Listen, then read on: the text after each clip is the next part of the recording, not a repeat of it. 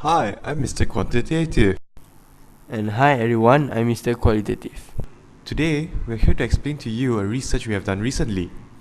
Our research topic is about how middle-income Malaysian couples choose their honeymoon destinations.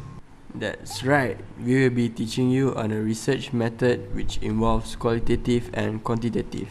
It's called the parallel perspective analysis. Although we have our differences such as quantitative being too anal, but we join forces to help make this research more accurate. Come on, let's do the fist bump. Are you serious? Come on. Fine. Yeah. Mr. Quantitative and Mr. Qualitative working together? Well, let's start off with Mr. Qualitative. His job was to interview couples to get information and data in order to categorize them, and by ensuring that the information he interpreted was correct, he brought along two helpers to aid him in correctly interpreting so there were no mistakes. Alright, let's see how Mr. Qualitative conducts his interview. Excuse me, may I know where did you go for your honeymoon? We went to Hawaii. Uh-huh. Oh, why Hawaii? Oh yes, we first met there, yeah? Did we? Oh my god, you are so sleeping on the couch tonight.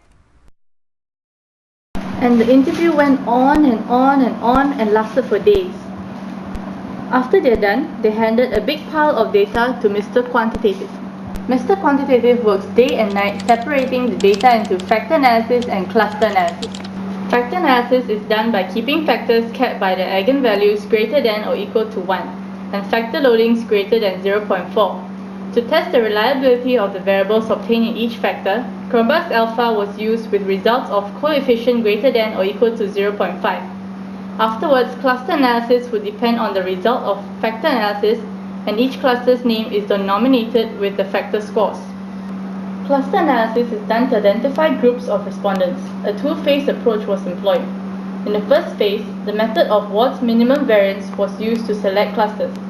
In the second phase, the k-means method was used after excluding outliers from the first phase. Afterwards, MANOVA and a discriminant analysis were used to determine the differences among the clusters and evaluate the accuracy and stability of the cluster. Mr. Quantitative sits in front of a computer, entering piles and piles of data, taking breaks in between, Yum yum yum yum yum yum but yum. never leaving the computer.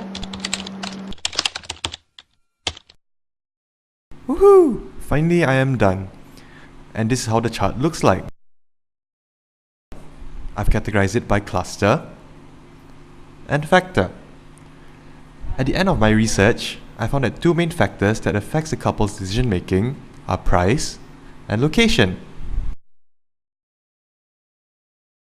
Although qualitative and quantitative have their differences, when it comes to research method, however, previous studies such as Mott Stanison 2008 have mentioned that the parallel perspective analysis, which combines both qualitative and quantitative, develops a more balanced research. Thank you!